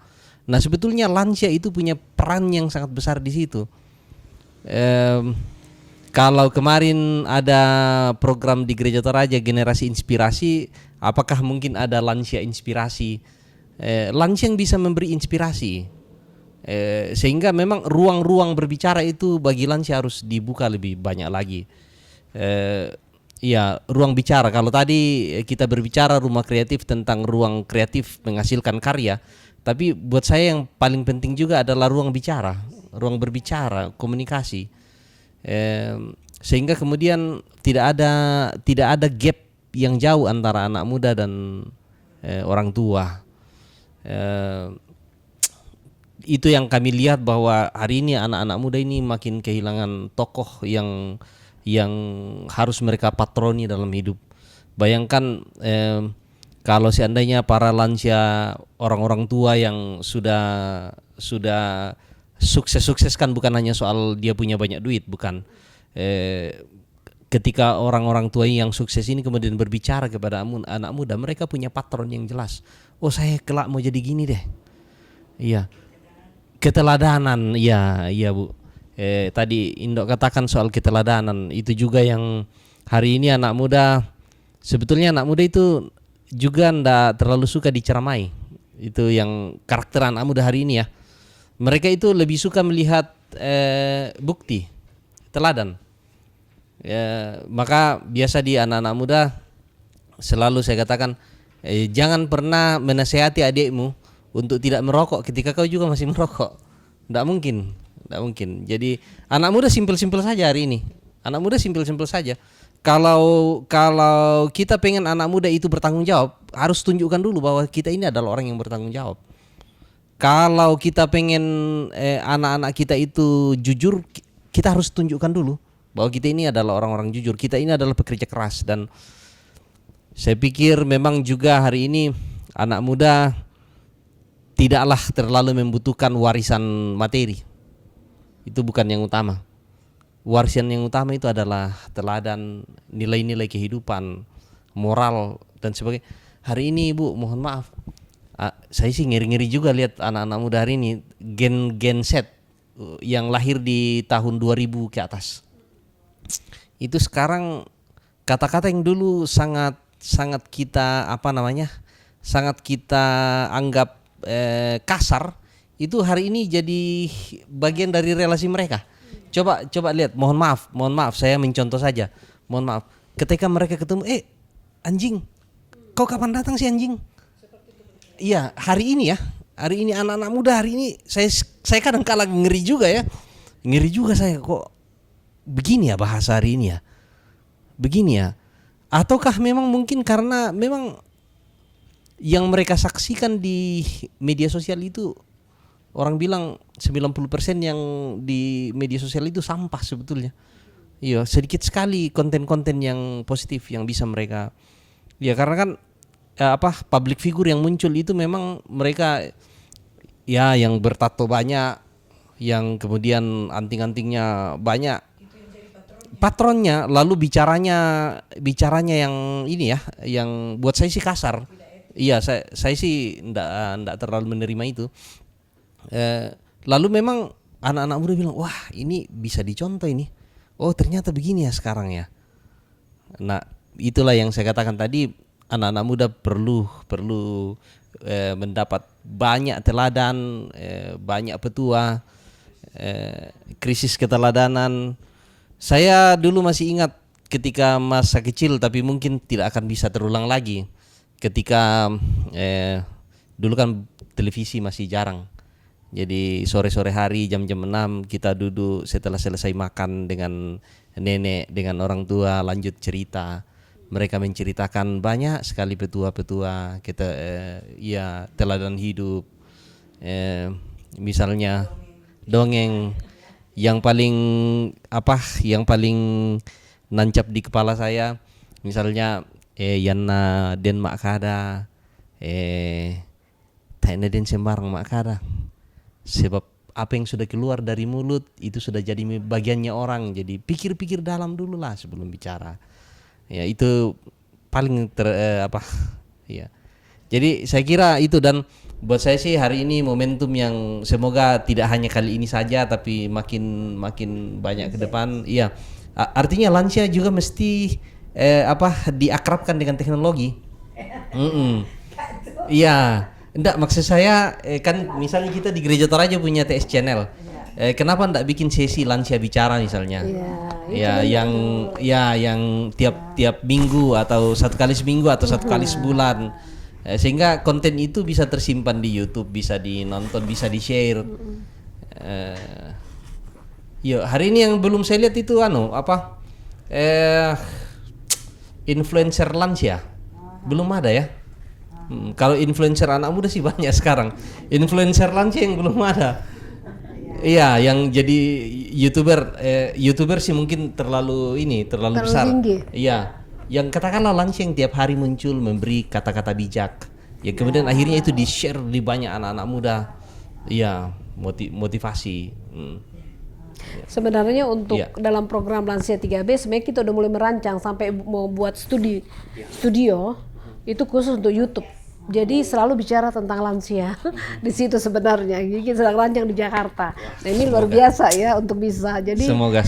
inilah keberadaan kenapa kita ada di Toraja, jaringan ya mungkin harus perlu diundang, jaringan pemberdayaan pendaya gunaan lansia dengan satu program Lansia 3B, bugar, bermakna, dan bahagia. Seperti itu. Jadi tadi sudah banyak hal yang dilakukan. Memang kita lagi fokus untuk mengangkat lansia. Isu lansia ini perlu diangkat. Jadi bukan saja generasi muda. Ya kemarin kalau datang di KTKS itu sayang sekali. Bagaimana lansia luar biasa semangatnya sampai saya lihat terasa atmosfernya mereka bertanding dengan senam kreatif. Ada lagu ini goyang dan luar biasa. Ya ini yang nah. Mungkin kita akan lebih menggali anak muda tadi banyak hal yang harapan-harapan dan fakta yang terjadi di tengah-tengah generasi muda dengan hubungan dengan keberadaan daripada lansia. Nah, apakah bisa? Karena memang mungkin ya bunda-bunda para lansia muda, lansia dewasa dan lansia ya saat ini mengenai handphone ini ya. Saya tidak tahu Pak, apakah bisa juga ada dalam satu minggu berapa kali cuti pegang handphone. Mungkin Sabtu dan Minggu. Ini luar biasa yang kita melihat itu sangat pengaruh untuk anak muda yang cepat. Bayangkan dari bayi aja udah pegang handphone. Saya punya cucu aja, saya larang, saya marah sama mamanya. Memang pertama karton. Tapi kan itu satu kebiasaan menjadi dirinya akhirnya menghancurkan lewat game. Ini juga menghancurkan bukan saja narkoba loh.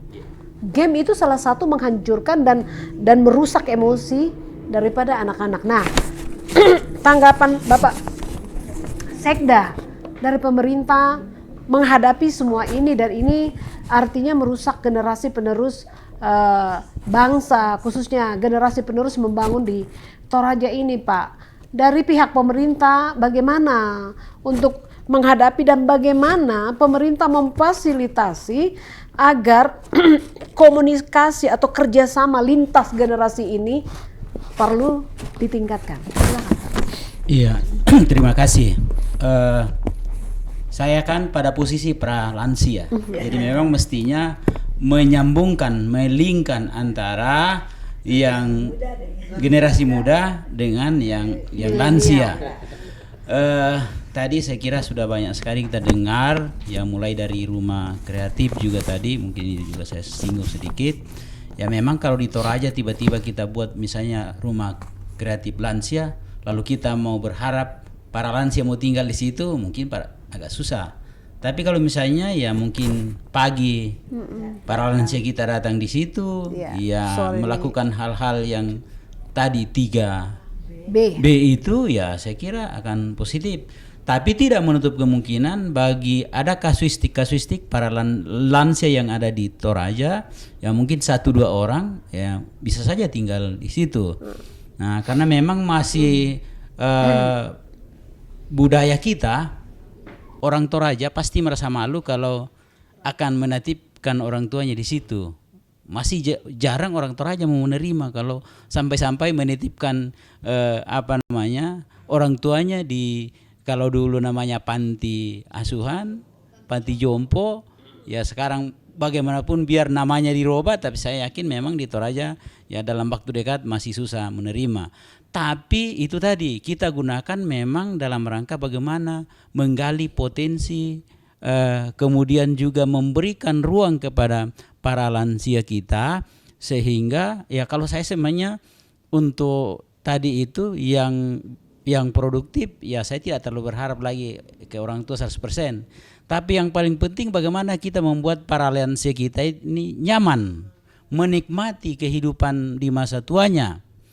Kami 5 bersaudara di keluarga, ya kadang karena hanya 1 perempuan. Tapi justru kadang yang perempuan ini dengan mama, budak bangun, pokoknya teman tua. Nah, saya bilang ya kalau saya selalu ya mudah-mudahan saya tidak seperti itu. Dan apa yang dilakukan para lansia kita memang itu kan bagian dari ekspresinya. Jadi kita ya, ibu tadi sudah, orang tua kita tadi sudah bilang, ya pasti merasa tertekan kalau dihalang-halangi akan melakukan sehingga memang harus kita memberikan kebebasan, termasuk tadi itu ya bisa berkreasi di mana-mana. Terkait dengan anak muda kita, saya kira itu semua kita alami secara bersama. Karena teorinya kalau anak-anak sampai remaja pasti lebih mendengar temannya daripada orang tua dan gurunya. Ya, biasanya mendengar dulu temannya, setelah itu gurunya, ketiga baru orang tuanya. Ini fakta. Ini fakta menghadapi anak-anak. Tetapi disitulah kami yang para lansia ini yang masih punya anak kecil ini sebenarnya menjadi tantangan. Apa yang kami mau lakukan yang tentunya harus lebih banyak memberikan teladan. Karena kalau hanya kami membicara lebih dengar temannya daripada ya kita orang tuanya. Nah, saya kira cara-cara seperti itu yang tadi ya saya dulu waktu masih kecil kalau malam ya biasa ada cerita dongeng dari nenek saya, dari nenek bukan dari orang tua. Sehingga memang ada kalau orang tua aja bilang luliam pareh, dongeng itu sebenarnya ada nilai-nilai yang bisa kita peroleh dari situ. Karena berkali-kali ya akhirnya tertanam dalam hati sanubari saya walaupun saya waktu itu masih sangat kecil. Nah, prinsipnya kalau saya ya kebiasaan kan hanya bisa dirubah dengan kebiasaan. Ya, itu dalam prinsip hidup saya. Kalau sesuatu yang saya mau perbaiki ya kalau sekarang jelek saya berusaha terus ya jadi baik. Nah, kemudian yang terakhir tadi dari ibu karena saya minta maaf mungkin agak karena sudah banyak yang telepon. Tadi soal telepon tahun 2016 saya rapat di Mabes TNI. Kasat menjelaskan bahwa hasil penelitian survei rata-rata orang Indonesia menggunakan telepon sehari 8 jam. 24 jam kan sehari, saya semalam. Sudah 8 jam digunakan main HP. Itu artinya sudah tidak wajar. Apalagi anak-anak kita yang memang masih tadi itu ya masih kecil, masih balita, tapi memang sudah diperhadapkan dengan situasi bahwa memang saat ini adalah zamannya memang zaman telekomunikasi. Kalau saya memang tidak bisa lagi melarang. Mungkin agak kalau saya bilang dilarang tidak bisa. Tapi sudah butuh didampingi. Karena kalau melarang, anak-anak pasti semakin kesal-kesal. Sehingga memang yang dibutuhkan adalah kita dampingi, berikan pemahaman. Setiap apa yang dilihat di situ ya selalu didampingi dan diberi pemahaman. Dan memang harus ada pengaturan-pengaturan. Saya kalau di rumah ya ada jam-jam tertentu tidak boleh pegang HP. Dan waktu awal-awal ya mamanya pegang HP. Saya bilang bagaimana caranya kita mengatur anak-anak mau melarang kalau kita sendiri yang pegang. Iya betul. Ya. Jadi harus kita komitmen dalam satu rumah ya tidak ada pegang HP pada saat jam belajar. Nah, itu yang kami lakukan, hanya itu yang kami bisa lakukan menghadapi era teknologi sekarang ini yang memang sudah susah kita pungkiri. Karena anak-anak kita kalau kita larang juga itu tadi pasti lebih banyak sembunyi-sembunyi dan kalau bisa tidak tinggal di rumah. Pergi lari ke temannya main HP. Nah, itu yang pertama. Kemudian yang kedua memang akan ketinggalan zaman kalau dia tidak bisa ramah dengan teknologi. Sehingga ya paling penting ini pekerjaan berat bagi kita orang tua karena harus didampingi. Kalau bisa dilihat terus apa yang dilihat karena jangan sampai ya melihat yang aneh-aneh. Tadi kan adik saya sudah menjelaskan bahwa ya memang yang muncul biasanya di media sosial ya biasanya orang yang bertato, biasanya yang bicaranya yang mungkin tidak terlalu sopan bahasanya. Tapi kan media sosial memang begitu. Lebih cenderung yang biasa ditanggapi orang kalau negatif. Kalau positif ya biasanya langsung berhenti di situ. Iya betul. Nah, ini yang kita ini situasi yang kita hadapi zaman ini. Ya, jangankan media sosial secara umum. Kita lihat saja di antara kita orang Toraja. Pernah Pak Wakil ya kesal-kesal datang ke kantor. Ya, karena itu menghadapi ya orang-orang yang memang ya sudah kerjanya begitu, yang tidak bertanggung jawab. Tapi justru banyak orang yang tanggapi di media sosial. Ya, makanya saya mungkin ya orang tua saya para lansia mungkin tidak terlalu banyak melihat saya berkomentar di media sosial, karena ya kalau saya berkomentar, kalau yang positif kan jarang yang tanggapi. Betul. Tapi kalau negatif ya biasanya cepat sekali banyak yang tanggapi.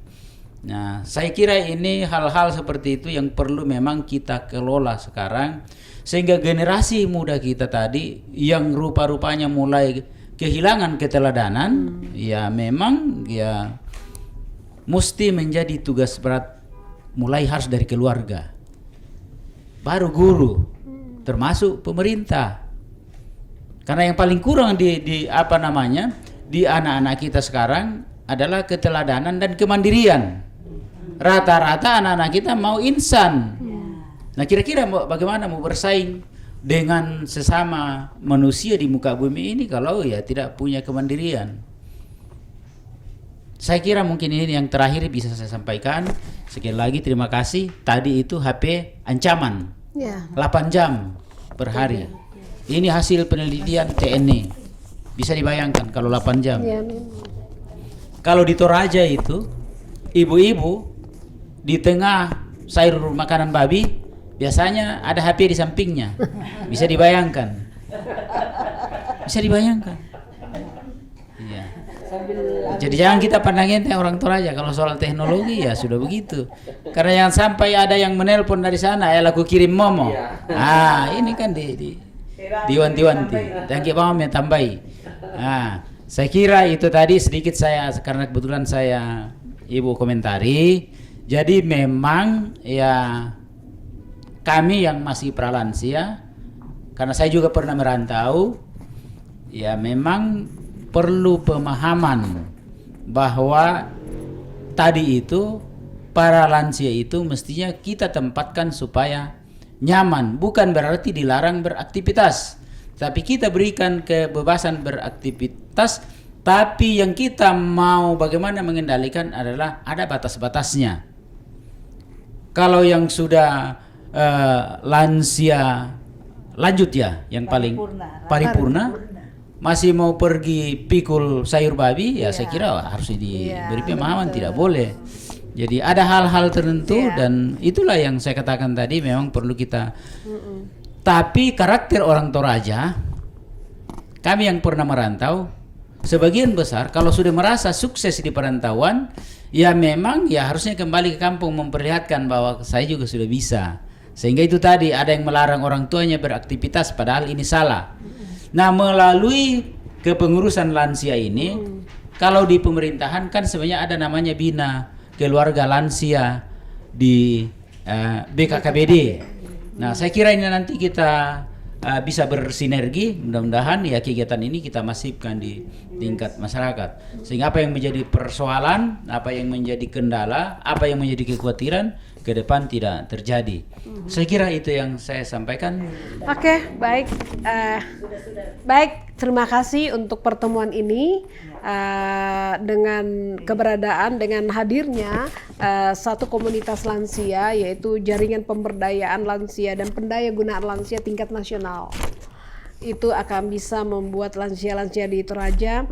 Memang kami dari Jakarta sangat merindukan bahwa di Toraja juga kita bisa jadikan model. Ya, model lansia 3B untuk menjadi contoh bagi lansia-lansia yang lain. Ya, kita doakan ini semua bisa dapat berjalan. Dan lansia-lansia yang ada di Toraja dan juga secara di Indonesia betul-betul bukan suatu lansia yang hanya bahagia, Pak. Ya, tadi saya juga melihat Pak Ketua Umum dan ini hanya baru bahagianya yang dibahas lebih banyak. Ya, tetapi beliau sebagai lansia dewasa justru saya menangkap bahwa bagaimana lansia ini bermakna, Pak. Tapi bahagia juga bermakna. Ya, jadi kan bugar, bahagia, bermakna. Nah, seperti ini yang menjadi satu perhatian buat kita, bagi anak-anak muda. Kalau ada oma-omanya, jadikan lansia-lansia di tengah-tengah keluarga menjadi lansia 3B. Baik, terima kasih banyak. Terima kasih untuk kehadiran semua pralansia, milenial, dan juga lansia muda, lansia dewasa, dan lansia paripurna. Untuk pertemuan kita akhiri pada saat ini. Baik, terima kasih untuk semuanya. Salam lansia, bugar, bermakna, bahagia. Yes, yes, yes. Sampai jumpa lagi. Di lain kesempatan.